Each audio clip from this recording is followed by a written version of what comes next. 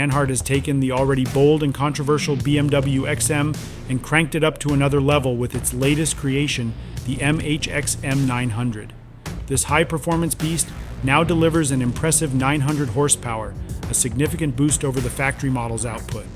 The 8-speed M Steptronic transmission manages a staggering 885 pound-feet of torque, sending power to all four wheels of this Bavarian monster.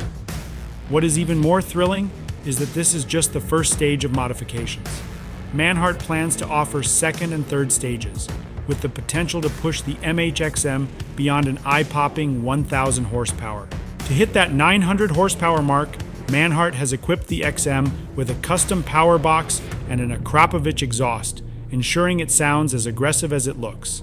The vehicle's suspension is upgraded with lower springs, and it rides on massive 24-inch Concave One alloy wheels.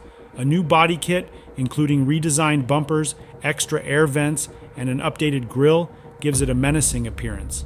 Sharp rear wings complete the exterior. Inside, Manhart has applied carbon fiber accents throughout, matching the aggressive exterior styling. While pricing remains unknown, it is safe to say this could cost as much as a real castle.